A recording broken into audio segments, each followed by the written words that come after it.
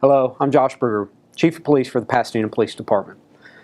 Coming to you to update you on a significant case, a murder case we had over the weekend, but more importantly, to express my outrage and concern with public safety with current events that are going on right now. On Saturday, between 4 and 4:30 p.m., Pasadena police officers responded to an apartment at 1911 Southmore in response to a 911 call. The 911 caller told the dispatcher that he had killed his wife and needed help. Responding officers arrived, contacted the male subject that had called 911, who was identified as Alex Guajardo, and observed him to have blood on his pants. The defendant confessed to the initial officers that he had killed his wife and that she was in the apartment. Officers entered the apartment, found the victim stabbed approximately 20 times across her body, several of those wounds to her abdomen. The victim was transported to the hospital, where several hours later she was pronounced deceased. The victim was also found to be approximately 4 months pregnant. The defendant confessed to stabbing and killing his wife, Caitlin Guajardo, over marital issues, and as it has been reported by the media, he stated he did not want another man raising his baby, and that was the reason he stabbed her so many times in the stomach. My outrage and alarm has to do with Mr. Guajardo's past. On May 5th, 2019, Mr. Guajardo was arrested by the Houston Police Department for DWI and failure to stop and give information at a crash scene. Mr. Guajardo was released on a PR bond, and at the time of the murder, this past Saturday, those are still active cases. On July 31st, 2019, Pasadena police officers were called to 1911 Southmore, again where Mr. Guajardo and his wife live, in reference to a cat that Mr. Guajardo had allegedly killed. During the course of that investigation, it was determined that Mr. Guajardo had assaulted his wife, Caitlin, and he was arrested for Class A assault, family violence.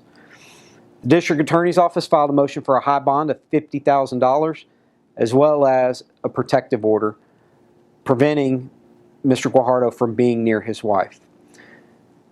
Despite being out on PR bonds for this DWI and the FSGI, Mr. Guajardo was given a PR bond for the assault and was released on August 1st, 2019 with no bond conditions. It was just approximately 18 hours later that he went to the apartment and killed his wife and unborn child. Saturday evening, we had another case to highlight my concern with the PR bonds. Mynell Tucker, 32 years of age, was arrested Saturday evening at approximately 7:30 p.m. after he was involved in a shooting at 4101 Shaver. Tucker had discharged a weapon several times and struck a vehicle and was charged with violating a protective order, unlawfully carrying a weapon, discharging a firearm in a municipality, and criminal mischief. Again, Mr. Tucker's past is of great concern to me. On June 6, 2019, Mr. Tucker was arrested at 4101 Shaver by Pasadena police officers for unlawfully carrying a weapon. Specifically, it was a handgun. He was released on June 8, 2019 on a $100 bond. On July 16, 2019, a little over a month later, officers were sent to Mr. Tucker's apartment at 4101 Shaver in reference to a disturbance between him and a female roommate. During that disturbance, Mr. Tucker pulled a handgun and approached the victim and was subsequently arrested by officers for aggravated assault on a family member, which is a second-degree felony. Again, the District Attorney's Office did their job, filed a motion for a high bond, requested a $50,000 bond. Protective order was issued, and in spite of all of that, and being out on bond for PR bond or a $100 bond for a weapons offense, he was released on a PR bond. I am shocked, I am outraged, and I am saddened by these cases. This is not the first time that I've stood before you to talk about my concern with PR bonds on public safety. If you recall, back in January, I came to you when we had a subject that we arrested for 4 counts of aggravated robbery and 1 count of aggravated assault on a peace officer after pointing a gun at one of my officers, and he was released on 5 PR bonds despite already being out on a bond for a weapons offense. Last Tuesday, Harris County Commissioners Court approved the bail reform settlement, and I've seen tweets and public officials declare that history had been made in Harris County. County Judge Lena Hidalgo went as far as to tell other counties and municipalities to take note of the reform and said, quote, "This is what building a fair and effective criminal justice system looks like," end quote. This reform seems to have neglected the rights of crime victims and the overall safety of the public. The cases with PR bonds I've talked about today involve violence, weapons, alcohol, and driving. These are not victimless or property crimes. This is not a history that I want to be a part of, and at this point, other jurisdictions should be watching closely to see what not to do. I've had others tell me that as a police chief, I need to stay in my lane and I should stay quiet about bail decisions. When bail decisions are unnecessarily endangering the community and my cops, I'm not going to be quiet. I will speak out.